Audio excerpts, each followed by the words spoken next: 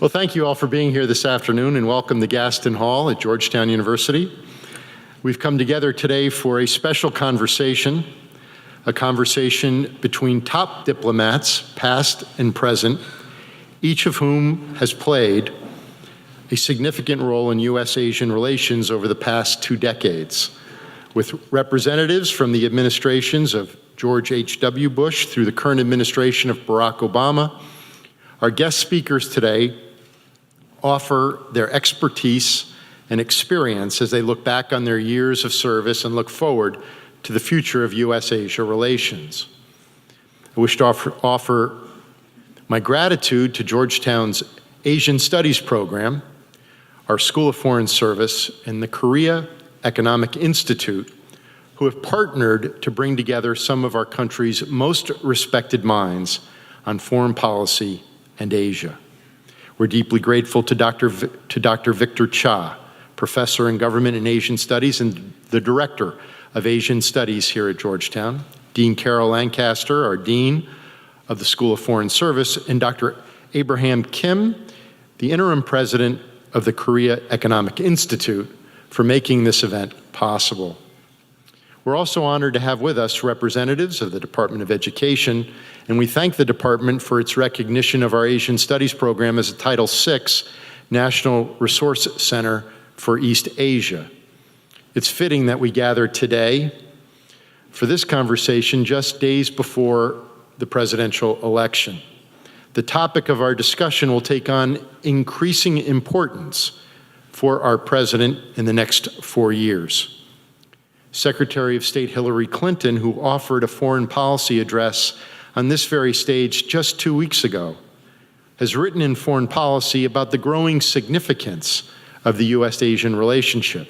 She wrote, "One of the most important tasks of American statecraft over the next decade will be to lock in a substantially increased investment, diplomatic, economic, strategic, and otherwise, in the Asia-Pacific region." The Secretary went on to describe the work ahead. Success requires maintaining and advancing a bipartisan consensus on the importance of the Asia-Pacific to our national interests. We seek to build upon a strong tradition of engagement by presidents and secretaries of state of both parties across many decades.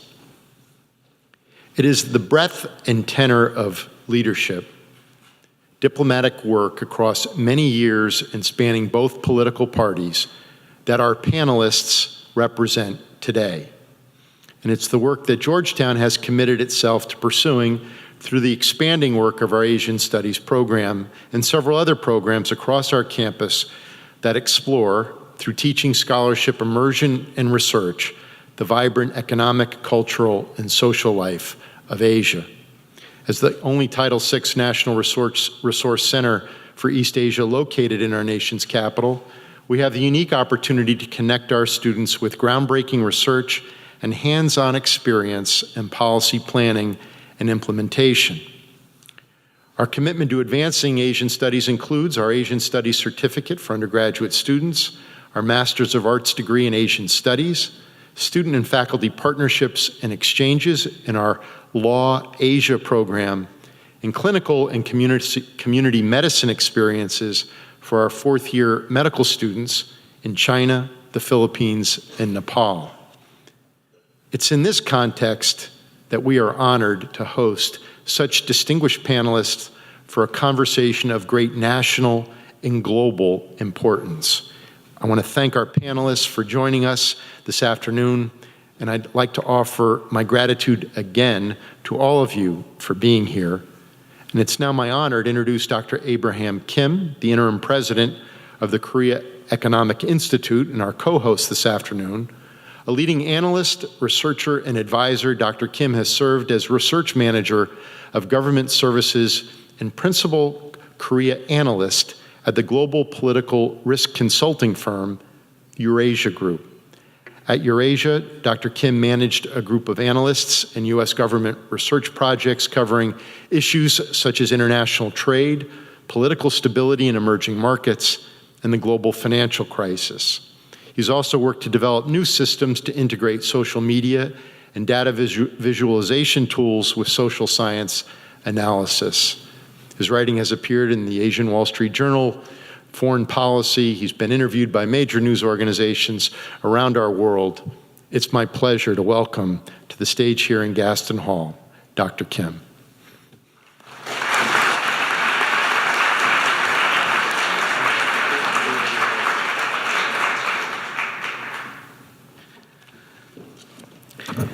Thank you for your kind introduction, President DeGioia. The Korea Economic Institute is very honored to be a co-sponsor of this distinguished panel of the United States current and past Assistant Secretaries of State for East Asian and Pacific Affairs. I can think of no better partners than the Edmund School of Foreign Services and President DeGioia and Georgetown University to share this unique platform to explore the future of the United States policies in the Asia Pacific. I really do think that the 21st century will be seen as the Asia Pacific century. Much of the economic dynamism and growth will emerge from this region. And of course, many of the toughest global challenges as well. The rise of China, the prospects of Asian economic integration, and of course, the security problems on the Korean Peninsula, to name a few. U.S. leadership and continuous engagement in this region will be critical in these and many more issues ahead. As the president of the Economic Institute, I thank the tremendous past contributions of these notable assistant secretaries of state to the U.S.-Korea relationship, but more broadly, their tireless efforts to ensure security, stability, and prosperity in the Asia-Pacific region during their tenure. We look forward to your insights as you discuss about the future, and thank you again to Dean Carol Lancaster, President DeGioia, and of course, Georgetown University for co-hosting this timely event. Thank you very much.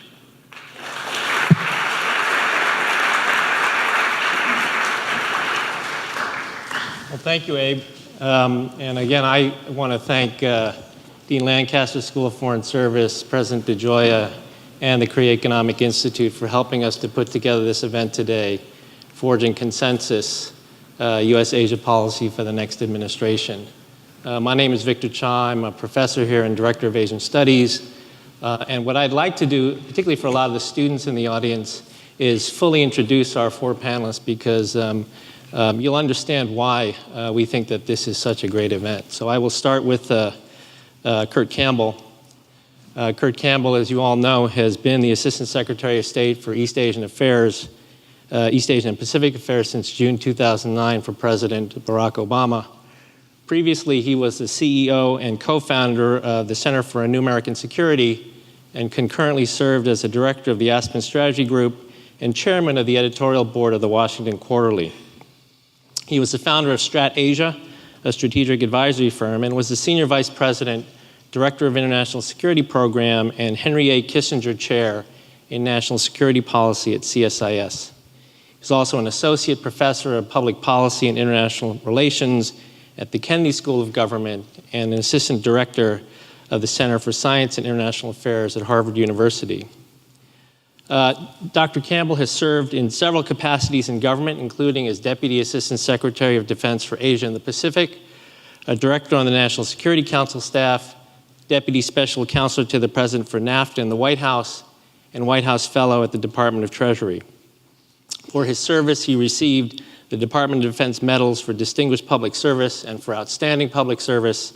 He served as an officer in the U.S. Navy on the Joint Chiefs of Staff and the Chief of Naval Operations Special Intelligence Unit. Dr. Campbell received his BA from the University of California, San Diego, certificate in music and political philosophy from the University of Yerevan in Soviet Armenia, and his doctorate in international relations from Oxford University, where he was a Marshall Scholar. To my immediate left is Richard Solomon. He was the Assistant Secretary of State for East Asian and Pacific Affairs from 1989 to 1992 for President George H.W. Bush. He served as President of the United States Institute of Peace since 1993, during which time he oversaw its growth into a center of international conflict management analysis and applied programs. During his service in government, Dr. Solomon negotiated the Cambodia Peace Treaty, the first United Nations Permanent 5 peacemaking agreement, had a leading role in the dialogue on nuclear issues between the United States and the Koreas, helped establish APEC, the Asia-Pacific Economic Cooperation Initiative, and led U.S. negotiations with Japan, Mongolia, and Vietnam on important bilateral issues. In 1992 to 93, Dr. Solomon served as the U.S. ambassador to the Philippines, where he coordinated the closure of the U.S. naval bases and developed a new framework for bilateral and regional security cooperation. Dr. Solomon previously served as Director of Policy Planning at the Department of State and as a senior staff member of the National Security Council. In 1995, he was awarded the State Department's Foreign Affairs Award for Public Service, and he has received awards for policy initiatives from the governments of Korea and Thailand. In 2005, he received the American Political Science Association's Hubert H. Humphrey Career Award for notable public service by a political scientist. Dr. Solomon started his career as a professor of political science at the University of Michigan and also served as the head of the political science department at the RAND Corporation. He holds a PhD with a specialization in Chinese politics from MIT. To my far right is Winston Lord. Winston Lord served as the Assistant Secretary of State from 1993 to 1997 for President Bill Clinton. He has most recently served as co-chairman of the Overseers of the International Rescue Committee, the largest non-sectarian organization that helps refugees abroad and resettles them in the United States. He has had a long career of bipartisan service in the U.S. government. As special assistant to the National Security Advisor, he accompanied Henry Kissinger on his secret visit to China and President Nixon on his historic opening in the early 1970s, as well as subsequent trips by President Ford and Dr. Kissinger. From 1985 to 1989, he served as a U.S. ambassador in Beijing under Presidents Reagan and Bush. Ambassador Lord's other key governmental assignments were as the State Department Director of Policy Planning from 1973 to 77, and in the Defense and State Departments in the 1960s. In between these posts, he has helped and headed a variety of private organizations related to international affairs. He was president of the Council on Foreign Relations, as well as chairman of the National Endowment for Democracy and chairman of the Carnegie Endowment National Commission on America and the New World. Ambassador Lord earned a BA from Yale and an MA from Fletcher. He has received several honorary degrees, the State Department's Distinguished Honor Award, and the Defense Department's Outstanding Performance Award. And then to my far left is Christopher Hill. Christopher Hill served as Assistant Secretary of State for East Asian and Pacific Affairs from 2005 to 2009 for Presidents George W. Bush and Barack Obama. He's currently Dean of the Joseph Corbell School of International Studies at Denver University. Ambassador Hill is a career member of the Foreign Service whose prior appointments include U.S. Ambassador to Iraq from 2009 to 2010 and U.S. Ambassador to the Republic of Korea. On February 14, 2005, he was named as head of the U.S. delegation to the six-party talks on the North Korean nuclear issue. Previously, Ambassador Hill served as U.S. Ambassador to Poland from 2000 to 2004, U.S. Ambassador to Republic of Macedonia from 96 to 99, and Special Envoy to Kosovo from 98 to 99. He's also served as Special Assistant to the President and Senior Director for Southeast European Affairs on the National Security Council. Ambassador Hill received the State Department's Distinguished Service Award for his contribution as a member of the U.S. negotiating team in the Bosnia peace settlement and was a recipient of the Robert S. Fraser Award for peace negotiations for his work on the Kosovo crisis. Prior to joining the Foreign Service, Ambassador Hill served as a Peace Corps volunteer in Cameroon. He graduated from Bowdoin College with a BA in economics and received a master's degree from the Naval War College in 1994.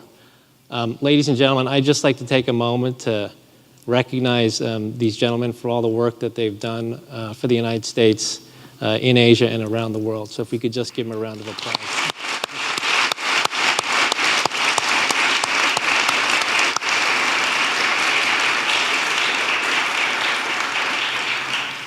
Great. So we're going to have a little bit of a conversation about different issues in Asia, and I will start with a few questions. We will then go to the audience later on in the hour to entertain your questions as well. So, gentlemen, the first question I'd like to start with is a question about Asia as a strategic priority. And the question I would ask is, as Assistant Secretary of State for East Asian and Pacific Affairs, each of you were among our country's highest-ranking policymakers on Asia. And so in retrospect, I would ask, what was your biggest challenge, aside from the brutal travel schedule? What was your biggest challenge in making policy, and in particular, how did your president view Asia as a strategic priority? And maybe we can start with Kurt. First of all, thank you, Victor, and thanks very much to Georgetown and colleagues and friends. I see so many people around the audience. You honor us all for being here, and it's great to be with such a distinguished gathering and friends all. So thank you, Victor. Look, I think all of us face myriad challenges in these jobs, and I would just list a couple.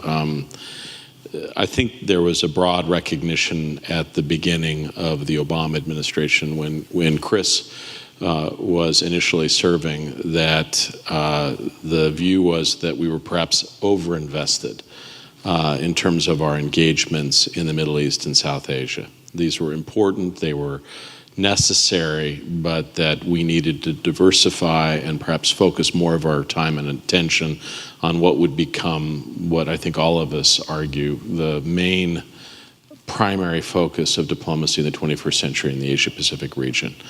Now, it is sometimes said by a few that we're back in Asia, and others have said that we have never left. They're both true, and in certain respects, they're both false. In fact, for us to be successful in Asia, we're going to have to do much more over a much longer sustained period. I like very much the way you started, Victor, focusing on bipartisanship. Bipartisanship is not just important during electoral seasons, it's important always, making sure that there's a sustained commitment to stronger engagement will be probably the essential feature of our success going forward.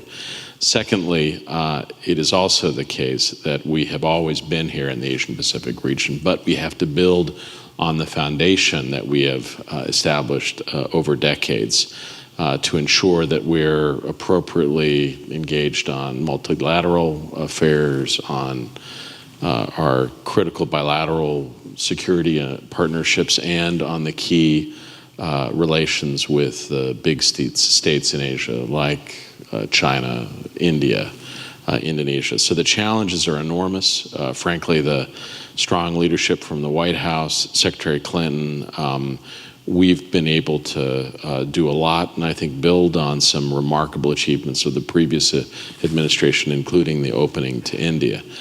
I would say, so those are the opportunities. Ironically, for me, the biggest challenges are the personal ones. I have a wife who's also a senior administration official, and we have young children, and trying to balance figuring out how to be in certain places when you've got, pressing either international or domestic, kind of family business is remarkably difficult. And, there's the letdown when you're not there in certain things, or the embarrassment when your diplomatic interlocutor on the phone hears your daughter screaming at the top of her lungs as you're trying to negotiate some aspect of an agreement. So I would say, Victor, just with my dog, I'm not the one screaming, it's my daughter, although it has happened the other way around. So I would say, it's been remarkable as you're going through each of our resumes and experiences. It's just been an incredible ride. It's a wonderful thing. This is one of those jobs that I think only a few of us understand. When you go out in the region, you are the guy, and you're able to do a lot of stuff in a way that perhaps in Washington you can't. But it's been a great honor. It's been a wonderful set of opportunities. It is daunting, the constant challenge, the pull of different time zones, but overall, I think the opportunities and the excitement has outweighed the burdens. First of all, Victor, you put together a terrific exercise in nostalgics, and my fading brain cells required me to go start reading some of the books and papers that were part of my experience. I was confirmed as Assistant Secretary of State 1 week after Tiananmen. And so the challenge of the George Herbert Walker Bush administration was the effort to salvage what had been and still was viewed as a relationship of tremendous strategic value to the United States. There's some interesting dynamics. Right after Tiananmen, of course, various officials were making comments. There was one slight misstatement out of the State Department about ending exchanges with China, which made it look like it was going to last forever, but in fact it was designed as a short-term comment. But it produced a brouhaha, and it led to the China policy being managed out of the White House. And as Secretary of State Baker used to like to say, the China desk officer was the guy in the White House. As you may remember, President Bush had made his first trip abroad right after his election to China. He had served there as head of the liaison office, so this was a very personal relationship to him, and he wanted to try to keep it alive despite the tremendous domestic and international uproar after Tiananmen. What that led to was first, as you may recall, a secret trip that National Security Advisor Brent Scowcroft and Deputy Secretary Larry Eagleburger undertook a few weeks after Tiananmen, and then a few months after that there was an open trip, and those were an effort to engage Deng Xiaoping and other leaders to try to find a way to stabilize this relationship. Well, it produced a tremendous domestic backlash, and in the way the television plays to that, you'll again remember the image of Brent Scowcroft hosting Premier Li Peng, a man who did not evoke very warm and fuzzy feelings in the United States, and led to even greater pressure on the relationship. So from my point of view, as your obit sounding introduction pointed out, I was trained in Chinese affairs. I thought I was going to be out of the China business. But again, in the ironic ways that public service works, I probably did the most useful things that I did in my career in government, apart from contributing some Mao poetry to President Nixon's speeches and presentations in China, by negotiating several key agreements with the Chinese through the United Nations Security Council. The effort to normalize or end the conflict over Cambodia had begun before the Tiananmen incident, and the 5 permanent members of the Security Council, of which the United States was one, had already begun a negotiating process. And so for 2 years, I worked with all 4 other members of the Security Council, the Chinese very much being one, and we ended up producing probably the one instance where all members of the permanent members of the Security Council actually produced a peace agreement. So that was a very unexpected and a gratifying outcome. The other interesting thing, Secretary Baker fell in love with Mongolia. And maybe as a way of sort of twitting the Chinese, he was traveling all around China when the relationship was frozen. And on August 1st, 1991, we were in Ulaanbaatar, initialing a trade agreement and trying to build on this relationship that had just opened up in the circumstance where the Soviet Union had collapsed. During the middle of our negotiations, word came that Saddam Hussein had invaded Kuwait. So we all hopped on a plane, breaking off the diplomacy with the Mongols. We flew to Moscow, where President Bush was talking to Soviet leaders. And I was then instructed to fly back to Beijing and gain the support of the Chinese for a Security Council resolution supporting an intervention in support of Kuwait. first-class flights on Aeroflot are something less than first class, but of all the traveling that one does when you serve the region that's as distant as Asia turned out to be very worthwhile. So the real challenge of my period as Assistant Secretary was trying to salvage this relationship. And looking back, 1989, you could say, was the end of the beginning. The beginning being the Nixon breakthrough, but Tiananmen having so seriously wounded the relationship that the level of distrust that we live with today in our relations with China was really derivative of the Tiananmen incident. So beginning of the end, hopefully it was only the end of the beginning, and maybe we'll see this relationship limp through, again, some troubled waters. Thank you. Thank you. Ambassador Lord, the hardest part of this whole event was getting Ambassador Lord here from New York today because of all the difficulties in New York. But thank you for joining us. Biggest challenges, what you remember the most?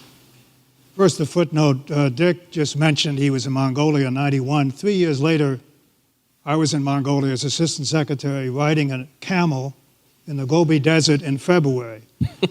And he was still mad you cut short that trip when I talked to him. But any event, I'm delighted to be here. I'm glad Sandy did not keep me away, and to be with colleagues with whom I've shared many professional and personal experiences, and of course, to be here at the School of Foreign Service at Georgetown.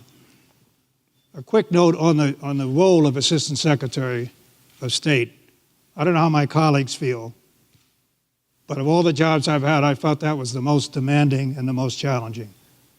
The most dramatic was being with Henry Kissinger on a lot of escapades. The most fun was being ambassador. But the most grueling, I believe, was Assistant Secretary. I have both a macro and a micro example of challenges, but because of time, I'll save the China roller coaster micro example of challenges because we want to get on to other questions. We can come back to that because that was quite a challenge during my time in office. The macro one is really shared by all of us, and that is to get the attention for this region that it deserves. Now, every regional assistant secretary tries to do that from a parochial standpoint. But in our case, at least in the last 2 decades, the fact that it's so important has the added virtue of being true. So it wasn't just parochial. I'm going to be boring when we talk about the present administration's policy because I'm an unabashed supporter of what they've been doing. I say this behind Campbell's back, and I'm not looking for a job. They've done a fabulous job. They have had the advantage of becoming crystal clear the importance of Asia, both in economic and security terms. I was determined when I came in 1993 to try to help overcome the Eurocentrism of American foreign policy, which was justified in many ways, of course. And of course, preoccupation with other areas, including the Middle East, because I did feel this was a crucial area for American national interest.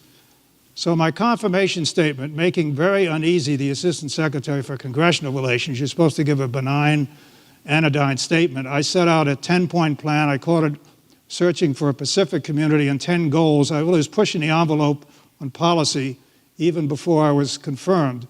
But I was determined from the beginning to try to raise the profile of this region.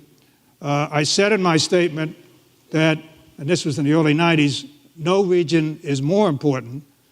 And I said in the 21st century, no region would be as important. Now, we were lucky with the calendar. When we came in 93, the G7 meeting that year was in Tokyo. So the president's first overseas trip was to Japan. We added Korea. And he made major pronouncements about our strategy and our commitment to the region.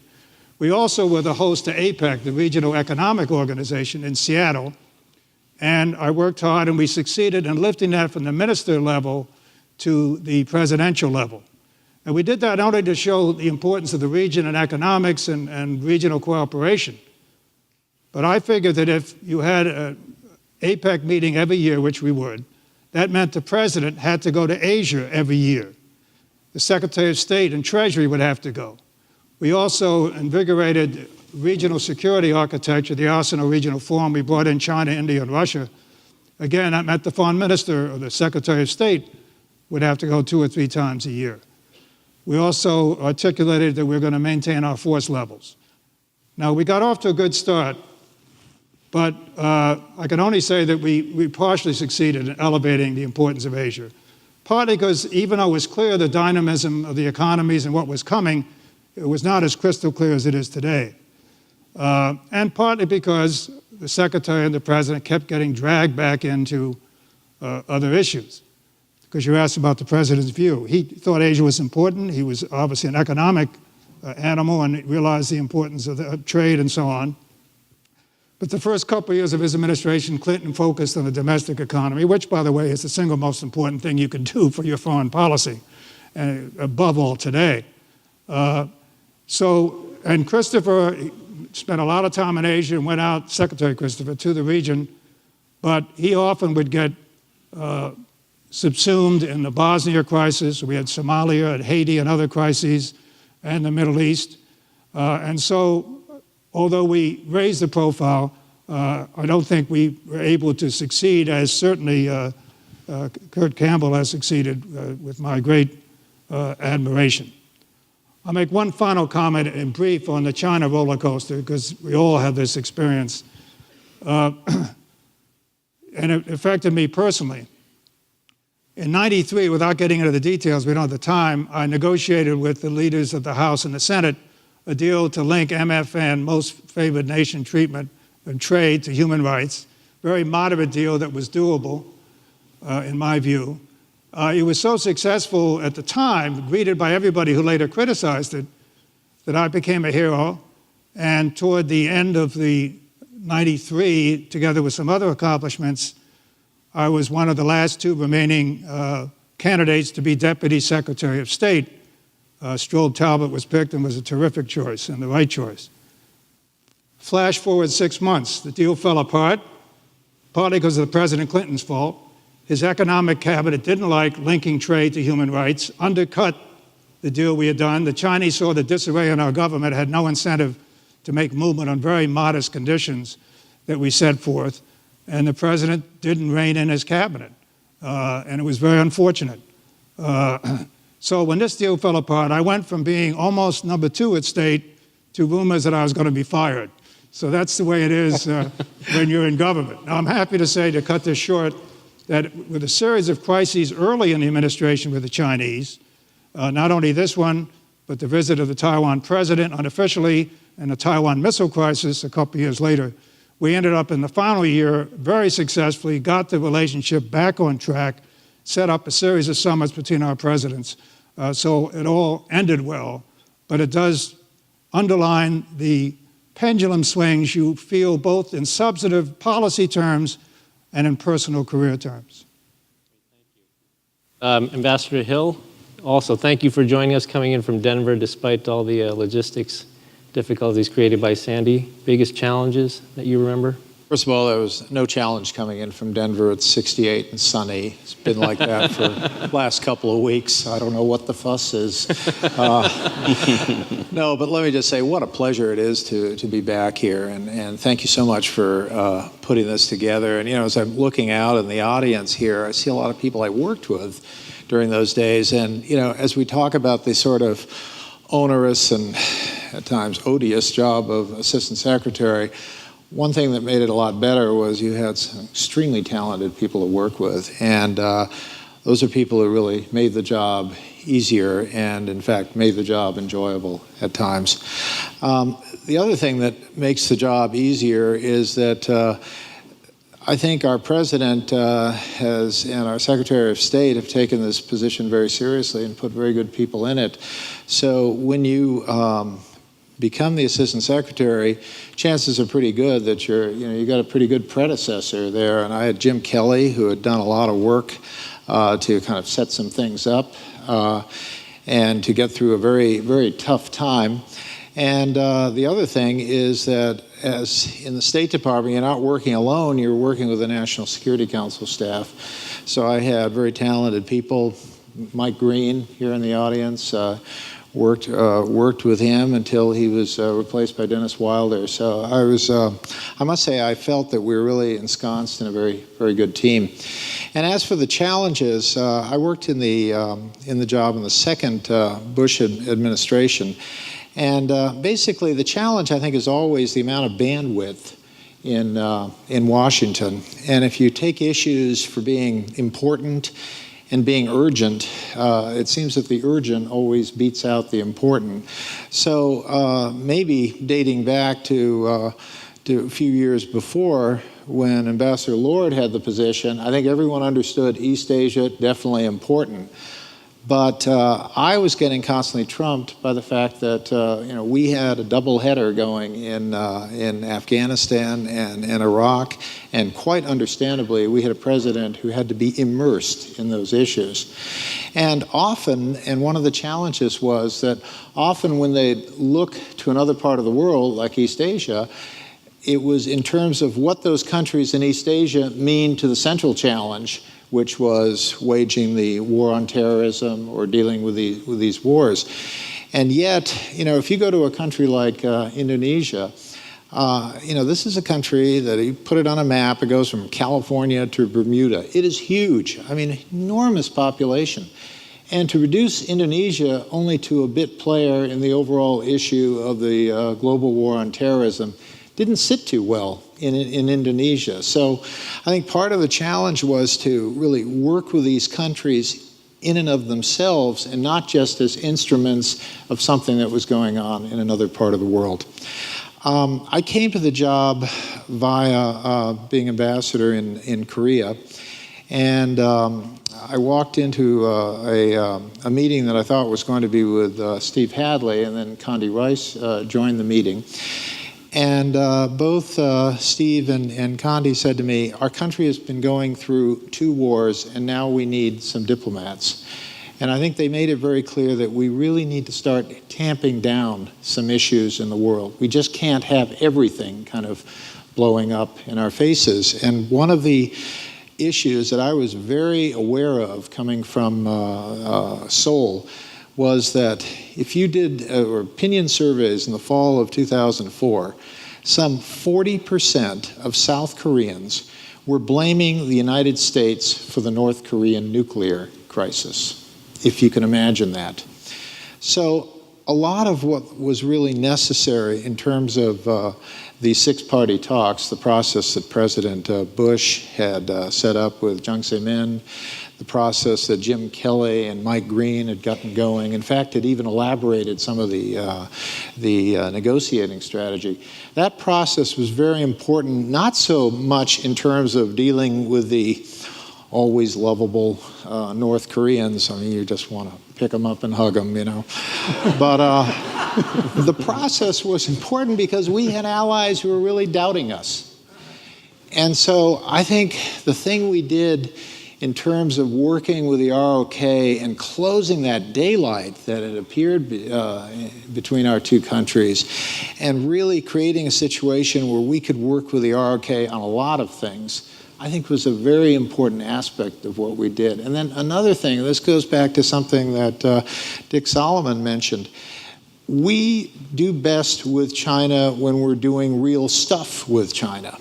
And the real stuff that we did with China and Cambodia, we were having trouble finding real stuff to do with China, especially in the wake of some of the issues that had emerged with China. And to be sure, we set up all these working groups. I mean, my goodness, I think we had 365 dialogues with China across every subject, but we weren't finding real things that we could kind of sit down and say, okay, we'll do this if you do that, and do kind of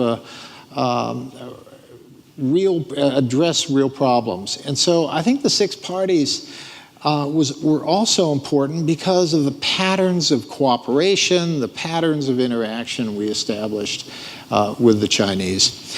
And when I look at the sort of, and I guess we'll get into this in further discussions, when I look at where we're going to go in the future, we've got to figure out that relationship with China. And hint, it's somewhere between G2 and China as the everlasting enemy with which we're bound to conflict.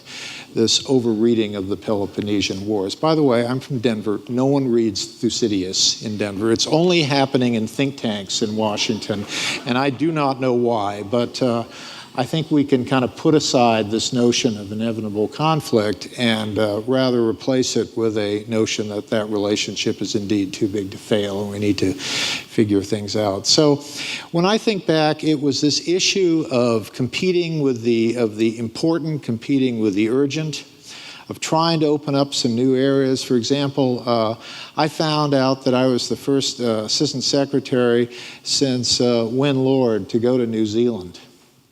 And now, Kurt, I think you go every day or something. I mean, you go fishing there, you do everything with the New Zealanders. Well, you know, that should have been, you know, low-hanging fruit, and yet I think you needed an extension ladder to try to get going with New Zealand. I'm proud we did, because that's a country.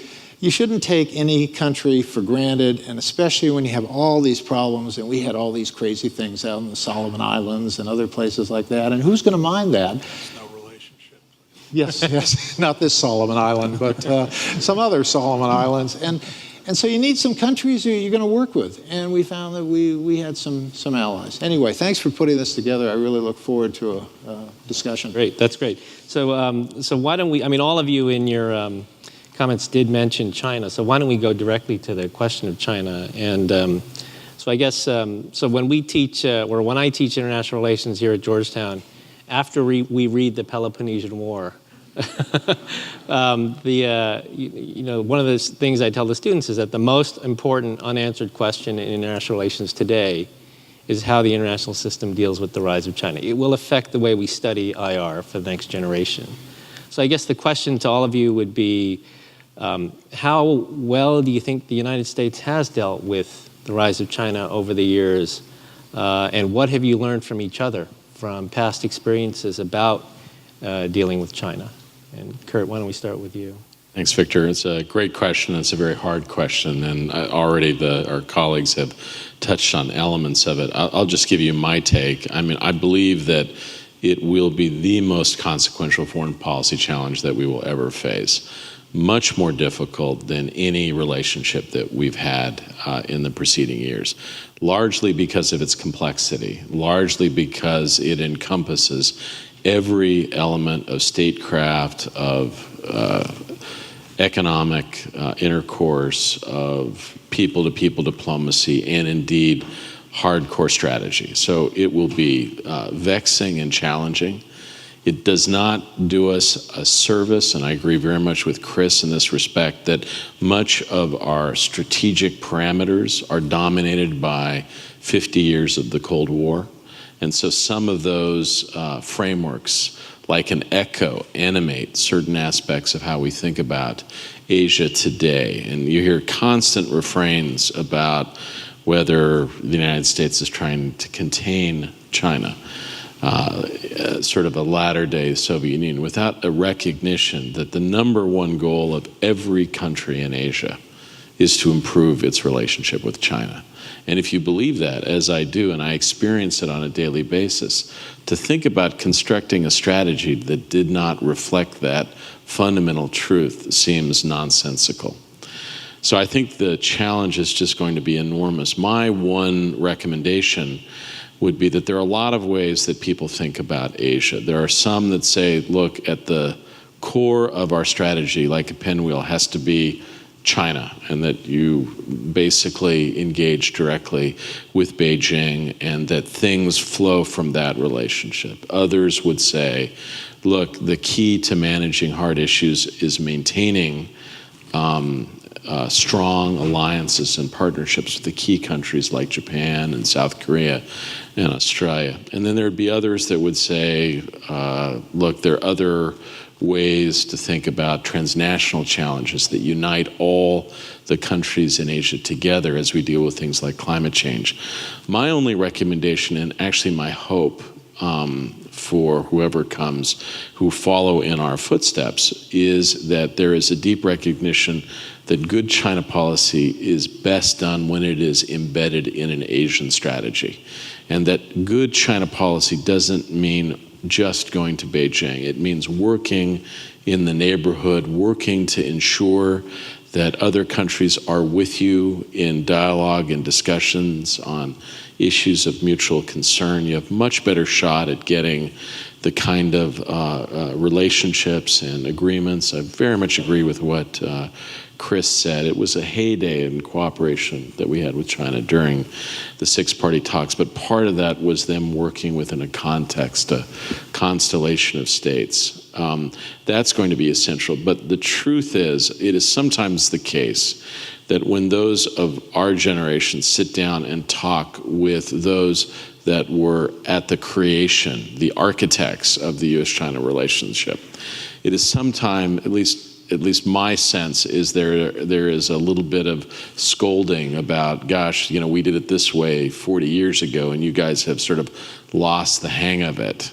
I would simply say the strategies that you adopt when you are trying to lure a xenophobic, generally inward-looking, underdeveloped nation out into the world are incredibly different from the strategies that you apply when you're dealing with the country that is rising faster than any country in history, with a very strong sense of itself, strong sense of nationalism, and how you engage and shape their global choices. And so I think it will be the dominant feature of American foreign policy going forward. I believe we will have a welcoming Asia that wants a stronger, engaged America. That's the biggest difference from my tenure to the tenure of these gentlemen.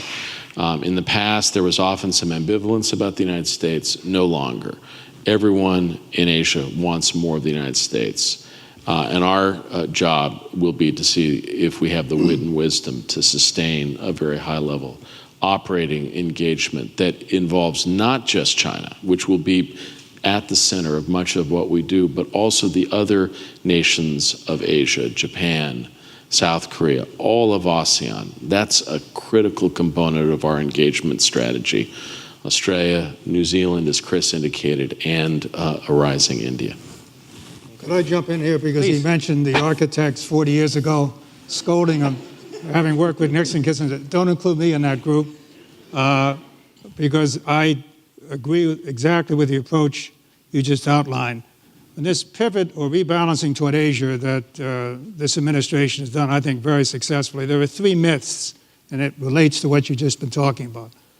One myth is it started in 2011. Another myth that it's essentially military, and threading through all of that it's essentially against China. All three of those things are wrong. I'm sure Kurt would agree, for the reasons he just mentioned. It started in 2009. It was because Asia is important generally, not just China, but India and Korea and Japan and Southeast Asia, whatever you want to talk about, and the economies. And it is designed to welcome China in the Pacific community, not to contain China, but they are difficult to deal with. Let's place this relationship briefly in historical perspective. We've had 4 or 5 decades since I first was on the first secret trip, in fact, as you know, ahead of Henry when we went in. In the 70s, we had essentially a conceptual relationship with China. No, we didn't have diplomatic relations, no real concrete exchanges and so on. It was mostly balancing the Soviet Union during the Cold War and talking in strategic terms about global affairs. In the 80s, we began to pick up some concrete exchanges, and I was fortunate to be in China in the late 80s when we began to increase trade, and we were even selling arms to China, cooperating in Afghanistan and along the Soviet border. But then along came Tiananmen Square, and so in the 90s, the relationship had to adjust to 2 new dramatic elements. The glue that held us together in the 70s and 80s of balancing the Soviet Union was now gone because the Berlin Wall fell, the Cold War was over. So in a healthy way, we had to greatly expand our relationship with China. But at the same time, because of Tiananmen Square, the human rights issue got much more prominent, and it was much more difficult to deal with China in terms of domestic politics. And so the 90s was a matter of, both for Dick and myself, trying to struggle to how we can get this relationship on a broader basis and increase the exchanges. By the time you get to the 2000s, then, of course, China is becoming a major power in the world, and our interactions become in Chris's and your term, much more extensive, much more healthy in some respects, but many more reasons for friction in other respects. I won't get into specific policies. I agree, I think we all agree, it's going to be a mixed relationship. If you excuse it, the adjective, it'll be sweet and sour. It's going to be a mix of cooperation, competition, and contention. And I think it's important to keep in mind that there's a floor and a ceiling on this relationship, so we don't succumb to euphoria when we think things are going well, or complacency, or gloom when we think things are getting really tense. The floor is that we don't have territorial disputes, unless you count the Taiwan issue, where we're not claiming, of course, Taiwan.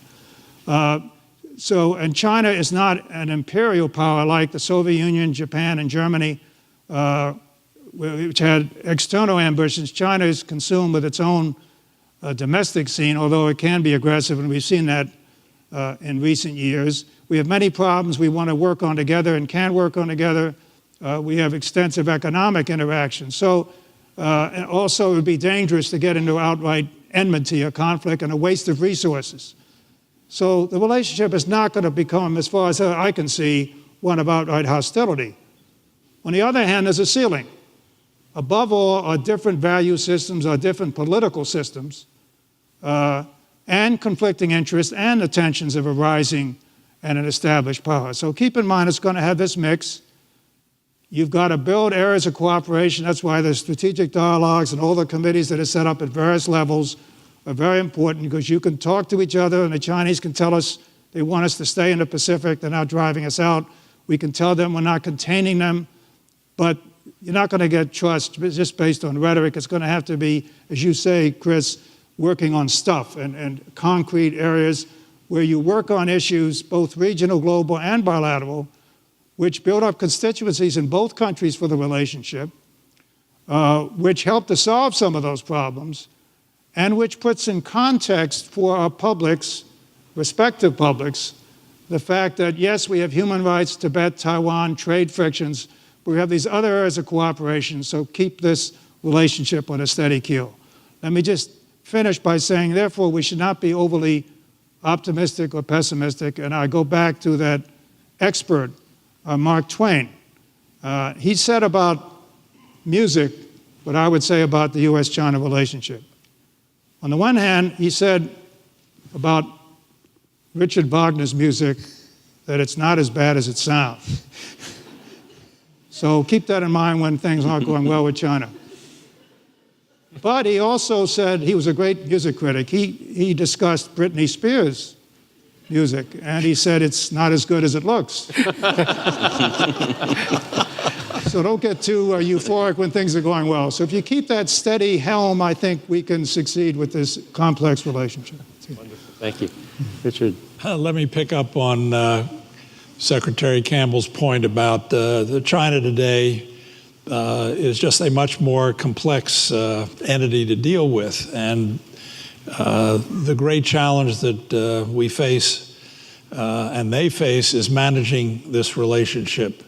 And in this context, I want to stress what I see as two of the major areas of challenge. First is the internal challenge. We tend to assume that, China was growing at 10% a year for 3 decades. It's slowed down a little bit, but it's going to keep growing. I think that's wrong. I think we're going to see a situation where, for a combination of economic and internal political reasons, China is now entering, my guess is, a very difficult period. One way to put it is that the society has outgrown the political system that brought the revolution and has seen the society grow in the way that it has, no substantial measure because of its economic growth. And I like to do this when I give talks about China. This is one of the most revolutionary technologies of any time, a cell phone.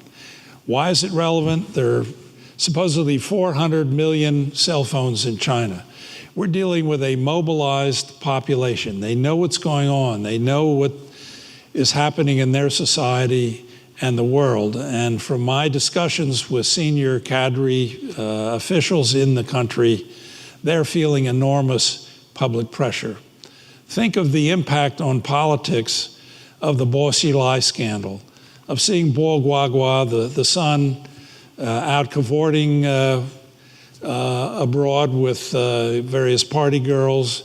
There's been several other very high-level scandals in the leadership that have reinforced what I believe is a growing alienation of the society from the party leadership. And as the country enters its fifth-generation leadership, which is about to proceed in a formal way shortly after our election and then play out early next year, this leadership really does face some very fundamental issues about can they open up the political process and dealing with a very substantial measure of distrust in the population. So that situation will be exacerbated if economic growth slows, people will be put out of work, or peasants coming into the eastern provinces looking for higher incomes will be disappointed.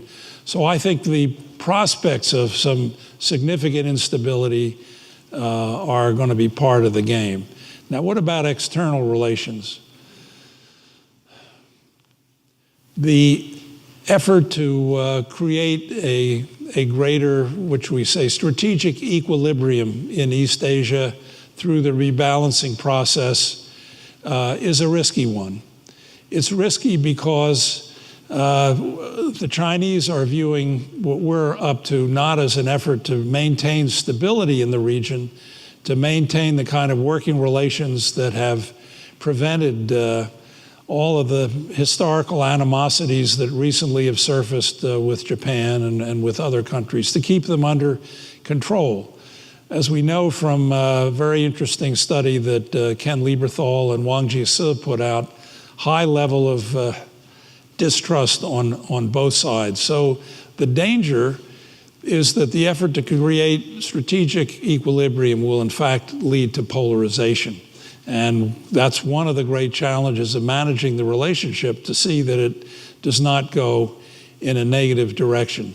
And finally, just to put the China relationship in a broader context, the ability to shift those resources to East Asia, I'm not sure is going to happen. Because even though the administration is trying to disengage from these very heavy military engagements in Iraq, Afghanistan, that part of the world, think about a situation where the balloon goes up with Iran and where we're in a fight over the nuclear proliferation problem there. Think about a situation where Afghanistan really goes sour, or Iraq does not go in the direction we're hoping for. We may find it much more difficult to disengage from Middle East, South Asia, those kinds of issues that we're trying to unburden ourselves to be able to put more emphasis on this important East Asian relationship. But I'm not sure it's going to play out that way. So, Mr. Negative here, I think we have to look realistically at some of the costs, both in terms of possible developments in China and in international affairs. Thanks. Chris? First of all, I agree with a lot of what Assistant Secretary Solomon has just said. First of all, I think the issues in China are driven by domestic issues in China. And I think we need to be a little careful about this sort of solipsism of ours that it's all about us. It's not all about us. There are things going on in China that absolutely have nothing to do with us. I think where it does become something to do with us is how do we treat China through these issues? How do we manage the relationship when they are clearly having these convulsions internally? I mean, the issue of Bo Xilai, this is about a corrupt party official, the way Moby Dick is a story about a whale. I mean, there's a little more going on there, and I think we need to try to understand it a lot better than we do, and certainly a lot better than some of our media tries. So I think where it is getting very dicey, though, is in, as Dick Solomon suggests, that the sort of social compact is beginning to fall apart there, where growth is not going to be present in China. And what is this doing to the aspirations of this society that has clearly outgrown the economic process, especially when the economic process isn't doing what it was supposed to, or clearly outgrown the political sort of security state that manages all this. And when the political security state doesn't manage the economy, I think that is creating enormous social tensions. Not every one of those social tensions, however, has to do with Chinese demanding more human rights. Of course, that is going on. But what is also going on in a very ominous way is a public that is becoming increasingly nationalistic, where they look to the government and says, why haven't you secured the raw materials that you say you're securing? And I think some of the recent belligerence, which is perhaps too strong a word, but some of this toward China's neighbors is a result of this internal churn that is going on in China, and we need to watch that very carefully. It is not in our interest to make countries that have benefited tremendously from China's growth. I mean, if you look at growth rates throughout Southeast Asia, they're very much tied to the growth rates of China. So it is not in our interest to make these countries choose between us and China. It is in our interest to be very much present. And so I guess when we switch from the word pivot to rebalance, or Kurt, what is it now? Is it rebalance? Is that good? Pirouette. Okay, good. It's a good thing, because we need to be there, and we need to be supportive, but we need to be very careful not to be seen as somehow egging this situation on, that's somehow sharpening the choices for these countries, or somehow becoming an element in the debate within China. Finally, I'd like to say, as someone who's spent a little time in some of these other places in the world, Richard, you're quite right. We're not going to be disengaged from the Middle East or South Asia. Far from it. We're going to be very engaged. But I hope it will be of an engagement of a diplomatic kind, and that we won't have $1 trillion going into Iraq again, because if that's what we're looking at, we cannot manage all of these issues simultaneously. So I think we can be engaged in these other countries and still keep in mind the fact that China and the rest of the East Asia is really quite essential to our interests. So I think certainly our country has its work cut out for it, but for those people who think that somehow the U.S. is in decline and China is in the rise, or India or something, have a look at what those countries like China, what the problems they have every day, and ask yourself whether you'd like to exchange inboxes. I doubt it very much. And finally, and this is a sort of insight I gained from living in the western part of the United States, our country is going to become energy self-sufficient at some point. I mean, I'm not saying it's going to happen tomorrow, but that is going to be a huge game changer. So even on what has been described as our Achilles heel for years and years, this notion of this perennially and declining weak U.S. economy, even that's going to be changing. And when you're a country like Japan, for example, looking at off the table type demographics, where Japan, which has now gone from 128 million people at its peak, now down to some in our children's lifetime, we're looking at 70 million people, something like that.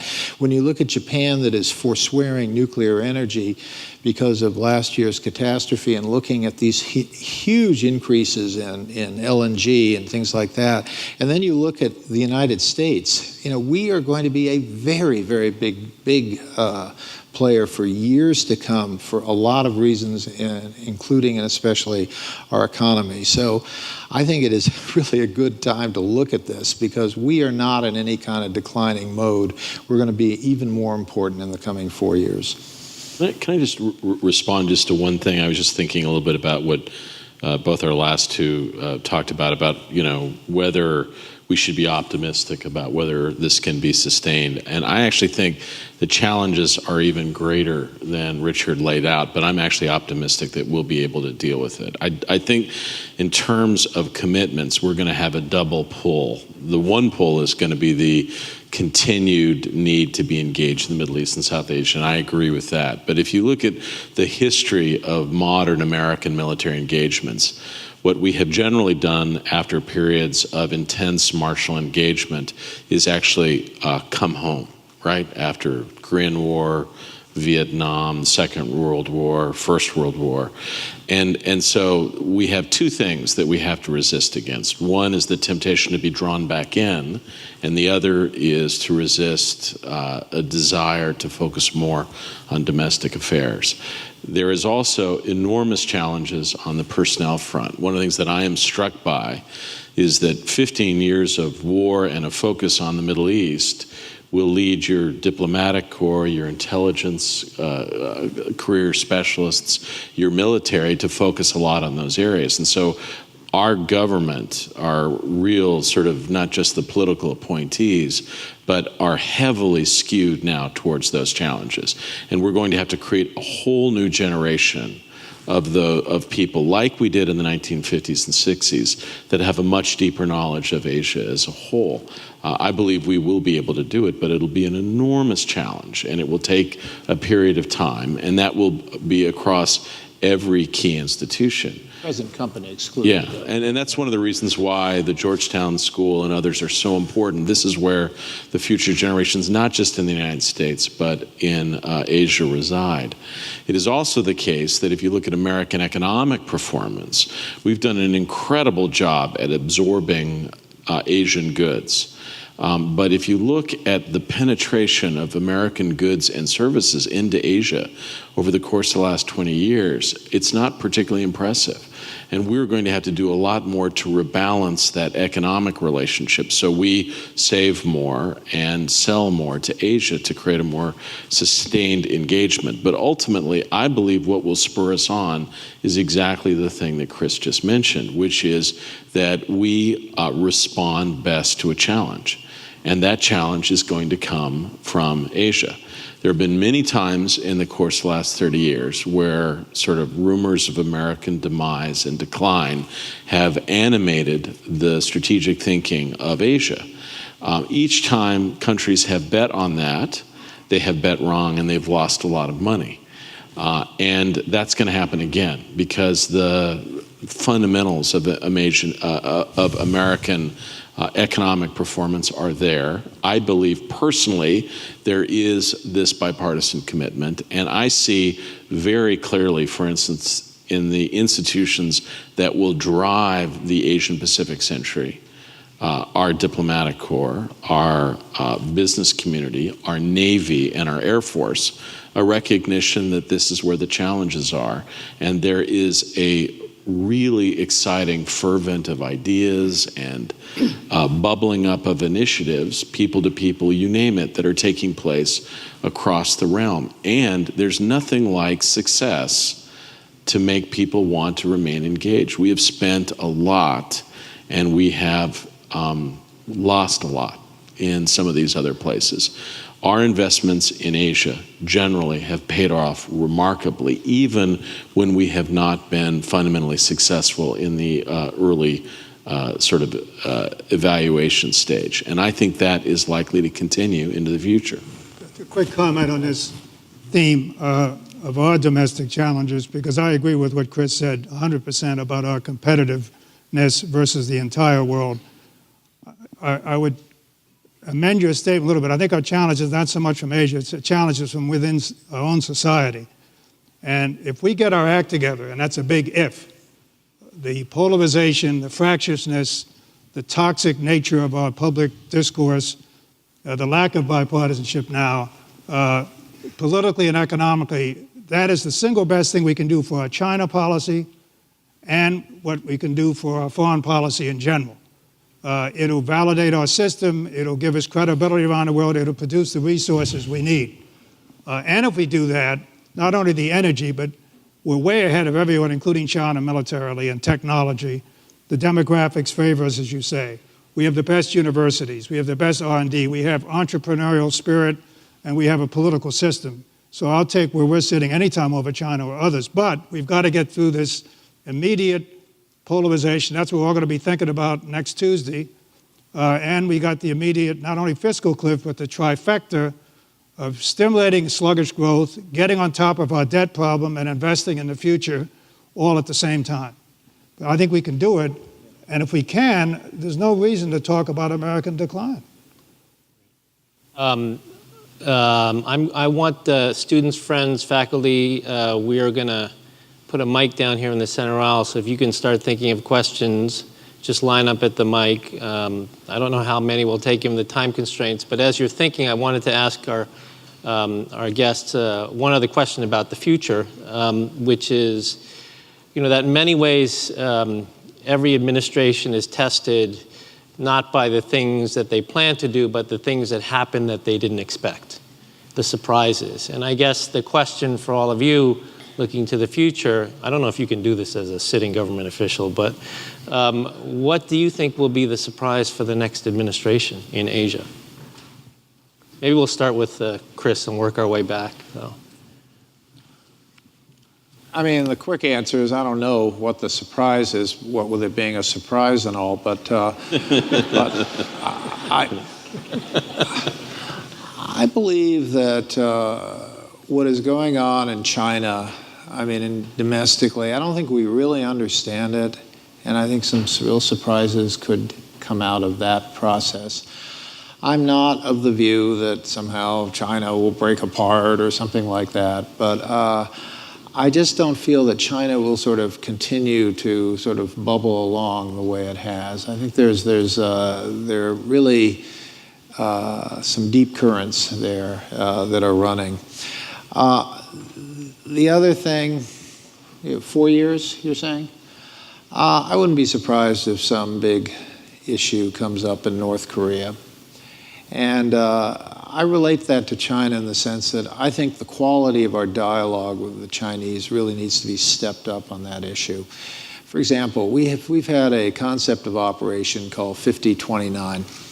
I would really, whether it needs to be redacted or something in some areas, I'd like to sit down with the Chinese and make it abundantly clear to them what we would do and what we would not do in the event that North Korea somehow has a convulsion. I mean, I don't think we have any interest in stationing troops north of the 38th parallel. I don't think we have any interest in putting listening posts on the Yalu River. I don't think we have interest in hurting China's strategic profile. And so I know I'm sure Kurt's had these conversations. I've had some of these conversations. I think it needs to be much more systematic to the point where the Chinese actually start responding and we have a real conversation about it. Because one of the things that bothers me most about the sultry discussion about China and the United States is you hear these terms, China as some kind of collective noun believes X. Well, there are 1.3 million people. There are a lot of different opinions there. And I don't think we can assume we know where China is. And I think with respect to North Korea, China is all over the map. I want to reinforce Chris's the instinct that he has. I believe there's some good chance that North Korea is going to pull a Burma. I've never met of the many folks, particularly from South Korea I've worked with, who want to see their country dependent on China.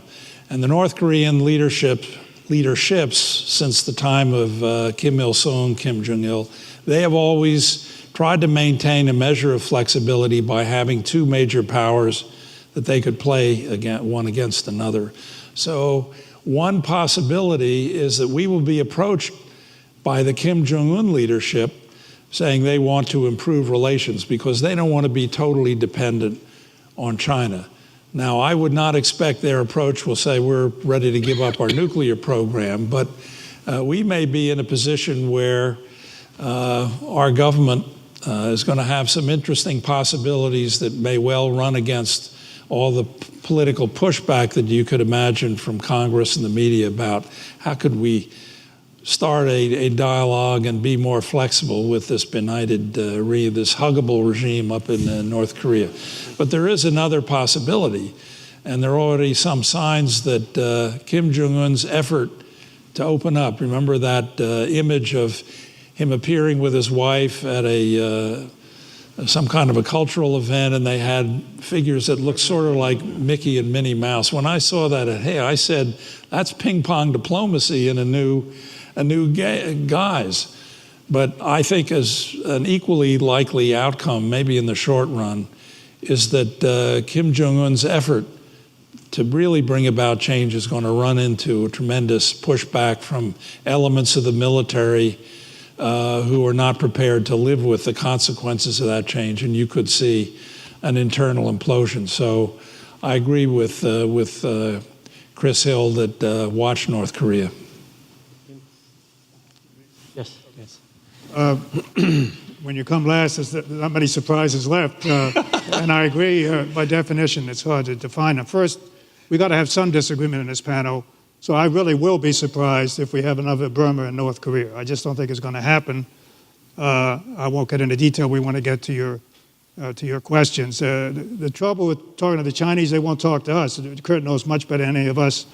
It's too sensitive then to talk about contingencies in North Korea. But what I think you're suggesting is perhaps some unilateral exposition of our positions and get them to respond. Yeah, just keep red lines, because this is a possible danger. If there's a collapse in North Korea, the danger of the Chinese going in or we're going in and loose nuclear weapons, refugees, it's a very serious situation. We've been trying, I'm sure, to talk to the Chinese about this. I hope you're having some success, but they've been very sensitive. I would just end on terms of, again, it's not really a surprise if you're sort of half predicting it, but I think China's in more trouble even than Chris has mentioned. I think this next group of leaders who will be there for 10 years, and by the way, don't start predicting we're going to get Thomas Jefferson. I'll give you a little anecdote. Last year, Vice President Biden went and spent a week with the next leader of China, Mr. Xi. I was down in Washington right after that trip. This is an absolutely true story. I went to one high-ranking administration official who had been on that trip with Biden and Xi. I said, what's Xi like? This guy said, this is someone we can deal with. He's pragmatic. He's much looser than the current regime. We can do business. This is good news for U.S.-China relations. 2 hours later, I spoke to another person in the administration, equally high level, who had also been on this trip. I said, what do you think of Mr. Xi? This guy's really dangerous. This guy's a nationalist, and we're in deep trouble in our relationship. I swear to God, that's what I heard within 2 hours. So we haven't, with Deng Xiaoping, we didn't know he was going to be dramatic reforms. With Jiang Zemin, I think we underestimated him, sort of thought he was a buffoon. With Hu Jintao, we sort of thought there might be political reform. They've been going backwards. It's more repressive in certain areas now than it was when I was ambassador in the late 80s. To finish off, I don't think, if they don't make changes in their economic and political system in the next decade, I think we can see real instability, which could in turn mean nationalistic, aggressive foreign policy to rally the citizens against the foreign devils. So that, to me, I don't know if it's a surprise, but I think maybe it is, if I think there may be many Tiananmen Squares. Victor, if I just could add one point that we haven't really mentioned is, one of the surprises that happened in the last 4 years, and there was some strategic warning of it, but it happened, which was what happened in Burma. And I think, the administration, first of all, were involved with that early on. I mean, Kurt, you were going there, other people were going there. So it wasn't like we were just sitting around and suddenly this happened. But I think what was very significant about the Obama administration was once it happened, they didn't sort of look around and say, what should we do? They didn't kind of hold back. They kind of pounced on it. And I think that is one thing whoever is running foreign policy in a month or 2 months' time, when something good or bad happens, get moving on it. And I think the Obama administration and Kurt personally really moved on this issue in Burma, and I think has helped the process go forward. So it's not just surprises, it's how you react to them, and I think the Obama administration did a great job on Burma. Answer this question? I think for the first time in my life, I think I'll probably just listen and observe about those are good comments. It is. My staff is like going, I can't believe it. You're down here. Chris is right. These are good people, and you hate to put them through having to work for people like us, but still.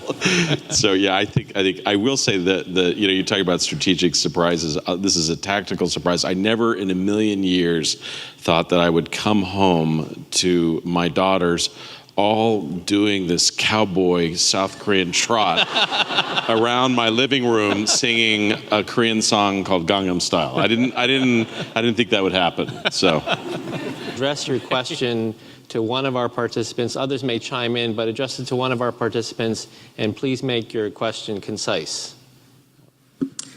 Hello, Do-Yeon Kim, Deputy Director of Nuclear Nonproliferation at the Center for Arms Control and Nonproliferation. Thank you so much for all of your expert insights in this excellent program. I must add that as an MSFS alum, it's great to be back in Gaston Hall.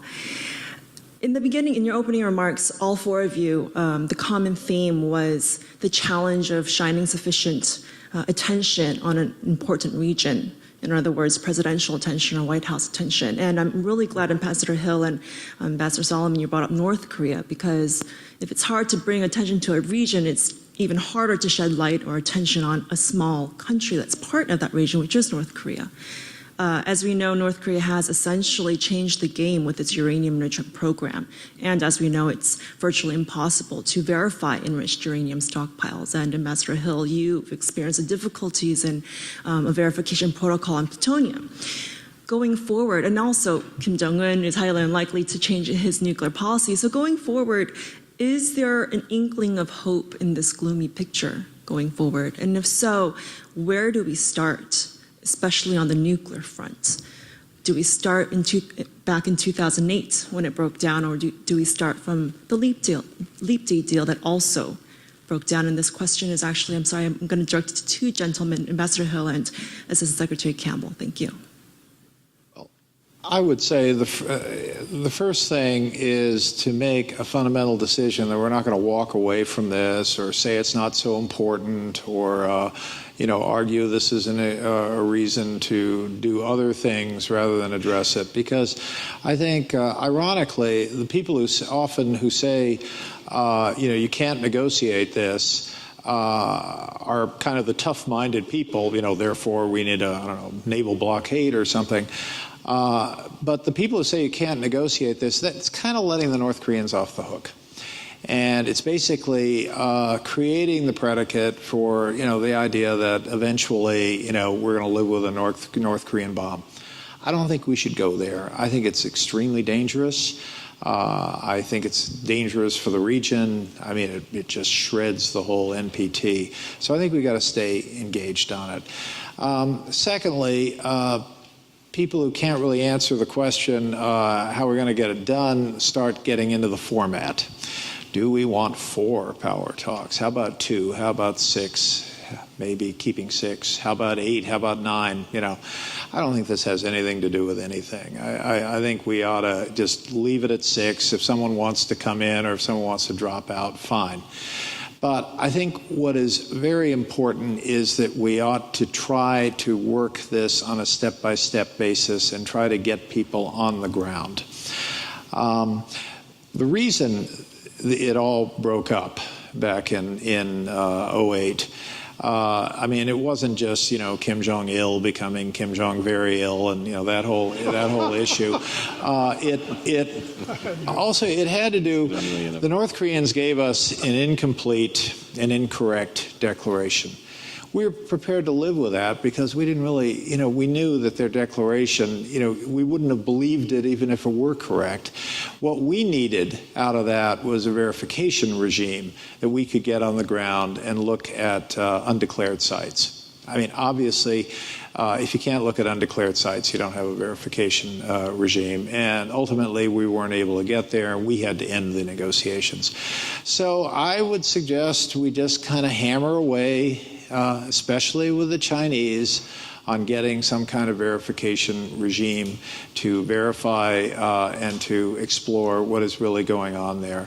I agree with you that the uranium enrichment is very difficult, and frankly, we still don't know what it is, although clearly it's, they've done a lot of investment in it.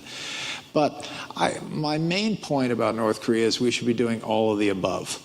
You know, when I was engaged in these negotiations, I'd have people say to me in these interagency meetings, gee, we want to board this North Korean ship, but we wouldn't want to interfere with Chris's negotiation.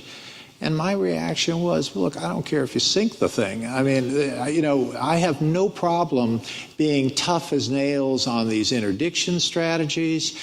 The problem we had with the famous Banco Delta Asia thing was not that we did Banco Delta Asia. I mean, that was not the problem. The problem was we couldn't undo anything. It was a kind of sanction.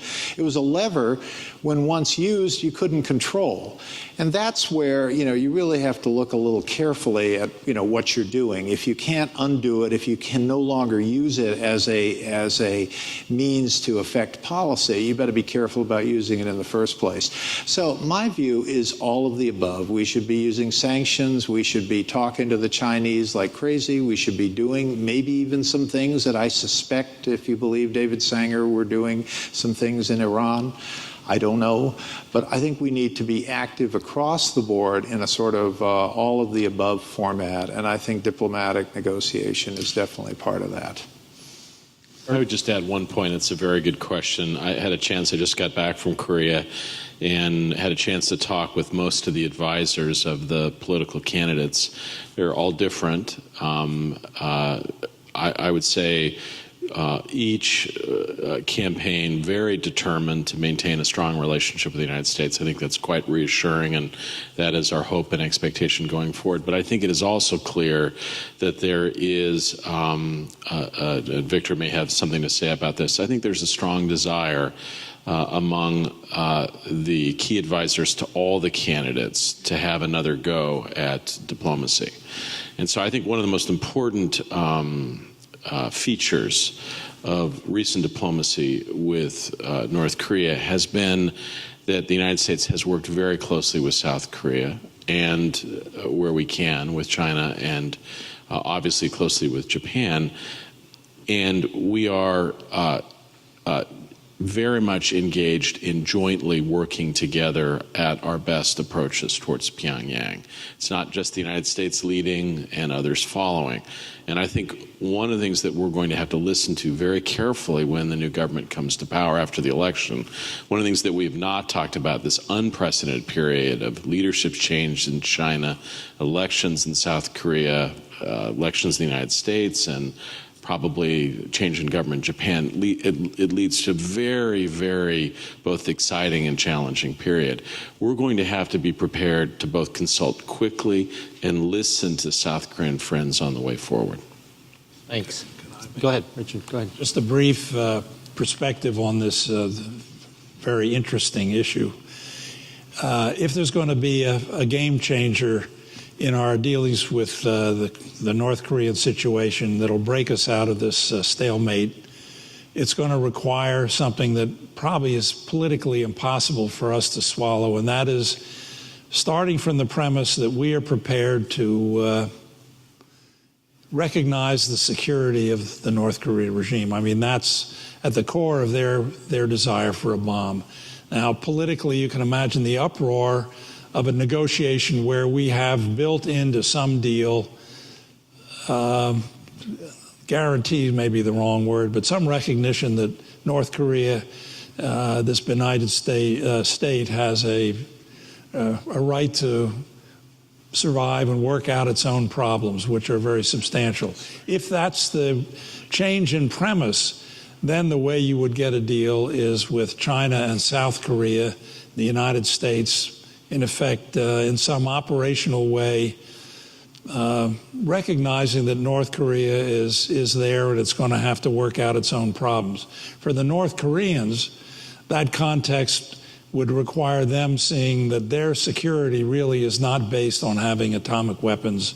It's based on having a viable economy. Now, could there be a game change that would lead to fundamental changes on both sides in those premises? That's the opportunity, the challenge, and what makes it so hard to see real progress. By the way, in the September 05 statement, we expressed a willingness to in effect, give them negative security guarantees and to have cross-recognition of states. We put everything on the table. What we did not and will not put on the table is the idea that we should do all those things with a nuclear North Korea. Now, again, we were prepared to look at sequencing, but we're not prepared to say North Korea can be a nuclear country and then we'll recognize it, and then once they feel better about themselves, maybe someday in the distant future, they'll disarm. But I mean, the disarmament piece has to be up there on the table as well. So. I'm going to ask, there are two people? Two. Could you ask your questions together? I mean, not together, but I mean, we'll ask the panel to wait to hear both questions and then ask them to respond, because we still have another piece of this program we need to complete, and we're way over time. So please, go ahead. Hi, my name is Chris Goodrich. I'm a master's candidate. My question is, Secretary Clinton has implemented the quadrennial review of diplomacy and development. I was wondering how you assess that impact has been on the way the U.S. develops policy for Asia, and if there are any other procedural or structural reforms to our foreign policy apparatus that you feel would enhance our ability to deal with these challenges. Okay. Thank you. Hi, my name is Major John Gregory, U.S. Army, and I'm a doctorate student in Chinese history here at Georgetown. And my question has to do with military-to-military relations.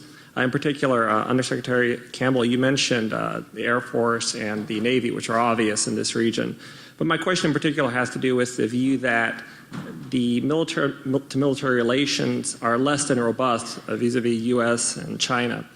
And so in what areas do you see mil-mil relations as important, and in what ways would our energy best be spent on mil-mil relations? And this is really for any of the esteemed gentlemen. Thank you. Okay, and I think we'll use both of these as an opportunity for all of our guests to make their final comments. So on the state's quadrennial review and then mil-mil. Yeah, thank you.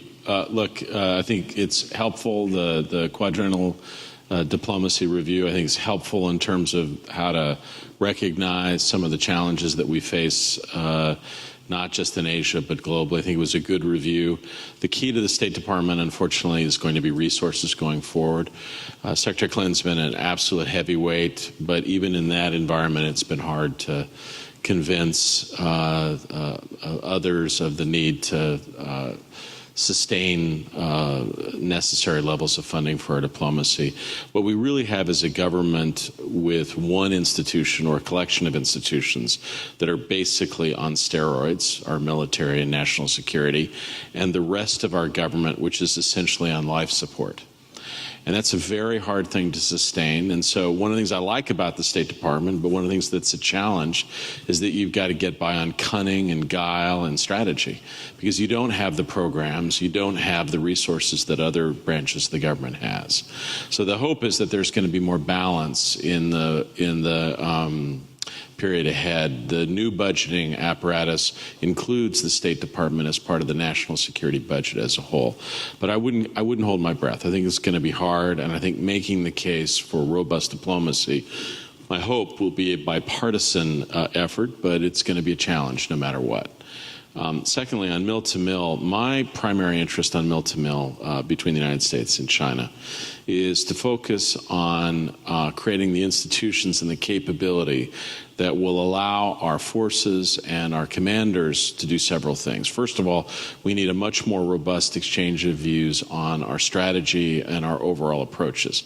I think the kind of thing that Chris laid out, talking about certain scenarios, entirely appropriate, and maybe some of that effort are things that people have thought about. It is also the case that we have to be, as U.S. forces and Chinese forces, operate in proximity much more regularly than they have in the past. We have to have things in place that prevent unnecessary escalations or accidents. So negotiating the kinds of frameworks that allow for urgent communication, for operational practical solutions and approaches, I think is going to be essential going forward. We, on our part, need to train, I'm glad to see you here, a whole new generation of officers. We really don't have much of a FAO program any longer, but we need to train that next generation of military officer with deep knowledge of Asia, language, experience, to better enable them to do their job, to understand sort of the strategic atmosphere in which they operate as a whole. I think we have to be cognizant of, just as Wen laid out very effectively the stages of our diplomacy. We've had different stages of our mill-to-mill engagement. It's not going to be like it was in the past. I worked during a period in which there was enormous enthusiasm on the mill-to-mill side. I think there's more wariness now, and that's probably to be expected. But having practical areas where we work together along the lines that Richard and Chris laid out is the secret to a more effective mill-to-mill relationship between our two sides, which is an essential feature of a healthy, productive relationship between the United States and China. A couple of final thoughts. First, on the military issue, I commend the administration for having a strategic dialogue on military affairs with both civilian and military leaders there to go along with the political and economic dialogues. But it's the most difficult, it's the most fragile. I said earlier there's a floor and a ceiling in our relationship, but there are some real dangers we could stumble into conflict. One we've touched on, contingencies in Korea. Two others, maritime issues or even air surveillance, but we're close to Chinese borders, and also we have different views of what you can do in economic zones, the South China Sea and the East Seas in Asia, East Asia Sea, drawing us into conflict with China via our treaty allies like the Philippines and Japan, or just surveillance collisions with the Chinese. That's one very dangerous area, it seems to me. The other one is, we haven't talked about, we don't have time, cyber warfare. It's not just with China, it's many other countries, but that's going to be an incredibly difficult issue. That's not only military, but of course economic, and stealing our economic secrets. Final thought is, whatever we want to do with Asia as a whole, including China, and I want to stress what Campbell stressed, we're talking about Asia, we're not just talking about China. It's a huge region. That was the impetus for the pivot. It started in 2009, and it goes well beyond China, and it's the way to deal with China. Contra to any criticisms you're getting from architects. I couldn't agree more with your approach. But all of this is irrelevant if we don't get our act together here at home. If we don't get over this political gridlock, and if we don't solve our economic problems, and we've all said, particularly Chris, how promising it is if we can get through this, everything else we do in foreign policy is irrelevant. We've got to do that for credibility as a world leader, credibility to our allies, credibility against our possible adversaries, getting the resources we need, and giving the American people who've been through tough times, who therefore will be tempted to withdraw from the world, if their own economic prospects and the political atmosphere in Washington is healthier, they will be more sanguine about their own destinies, and therefore they'll be willing to support America's leadership in the world. I think just to turn the mill-to-mill issue around, I want to see what comes out of this leadership transition. I believe the PLA, the Chinese military, has been somewhat out of control. There are a whole series of incidents going back to the EP3 thing in 2001 where, at least at a tactical level, the military was taking some provocative actions that embarrassed the political leadership. And the military is not well represented at the very top levels of the Chinese political system. I want to see what comes out of this transition. We've urged the Chinese to establish a National Security Council kind of mechanism to better coordinate military and civilian activities, and they've had troubles getting a bureaucratic handle on the PLA. So I think the future of mill-to-mill and our ability to work in terms of relationships with our own military are going to be affected in a fundamental way by what comes out of this transition in China. And I guess I'm standing between them and their dinner or something at Well, this no, we point? still have another piece okay. of this, but okay. yeah. First of all, I think one of the things the administration has done very well at is to improve the civil-military relationship within this country, and it has not been easy, especially coming out of a global war on terror, a war in Iraq, a war in Afghanistan, all of which had our military in the lead. And so I think it's been very important that we restore this balance that I think has been done very effectively, to the extent the quadrennial review and other such planning documents of that kind have played a role in this. I'm all in favor of them. But I would like to just second Ambassador Lord's comments on the fact that we've got to get our act together in terms of our domestic politics. I worry sometimes that the fact that sort of there are no limits to what is said, or no limits to where the game should be played, is really harming our foreign policy. There used to be a very quaint notion that our politics stopped at the water's edge. Well, that seems like a distant memory today. Our foreign policy is really opened up to all kinds of brutal political infighting. Partly, it's caused by a lot of things. Whether it's the fact that the internet gives everyone a platform to have an opinion. That's terrific. It gets very nasty and very personal. And I think it's going to ultimately erode the willingness of people to take these crazy jobs that Kurt has so well described in dealing with your kids. I'll never forget my 11-year-old daughter when I called home and said, "It's Daddy," and she said, "Daddy who?" Sarcasm at the age of 11 is not a good thing. And then I really do think that we need to kind of rebuild some bipartisanship. And what a good place to start in Asia, where I think there is a real sense of this is where our country's future is. And I think all of us have worked for various administrations, Republican and Democratic, and I think this is a kind of good place to start, because and I don't want to, again, fixate on China, but that is a major challenge to us as we go forward. And if we can't kind of develop or continue, I would say, to have this kind of consensus on the need for engagement, the need for building relationships and not just transactions there, but the need for a very broad and deep relationship, I think we'll have trouble.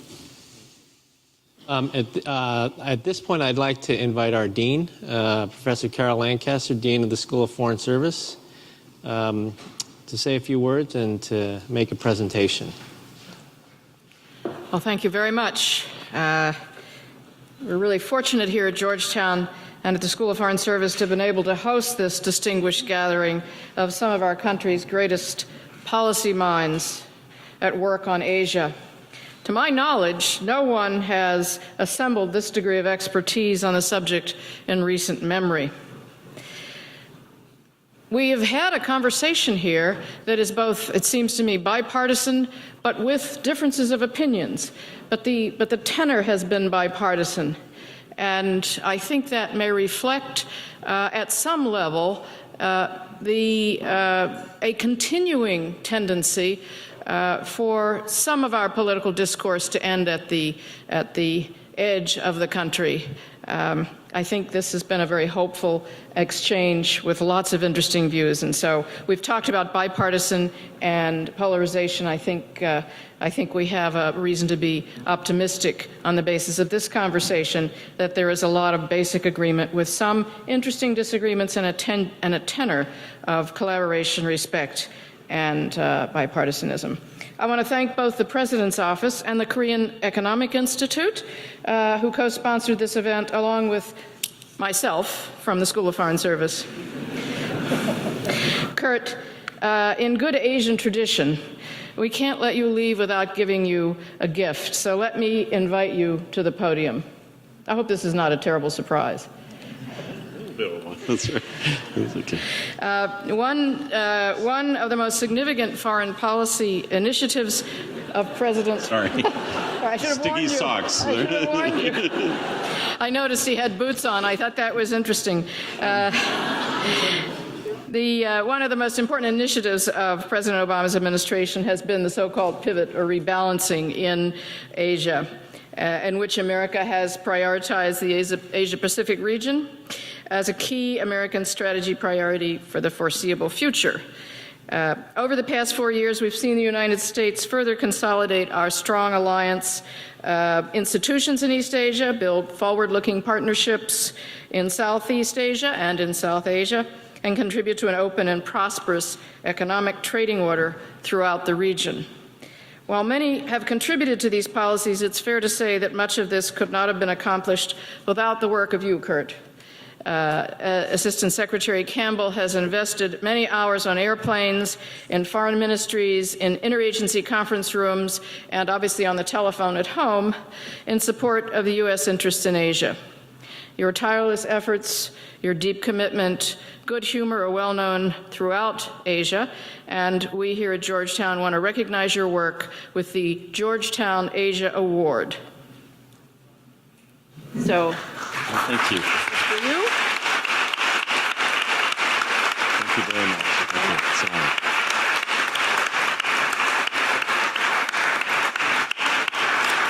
This is a commemorative award. It's a bowl inscribed with Kurt's name.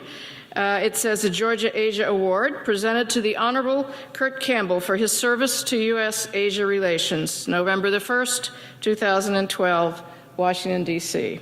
So thank you. I'm told by my notes here, there's a photo op. Is there a photo person here, a photographer? Did you want to do a photo op? I think he's You got it. Oh, I'm sorry. All right. Well, we're so efficient. When I was leaning over to do my pants. We're going to put that on the website, Yeah, Kurt. yeah, okay.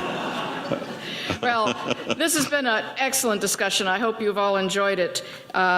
We at Georgetown are really honored to have hosted this event, along with our friends from the Korean Institute. Thank you to our guests and to all of our attendees for being here. And now that concludes this event, and we wish you a good evening.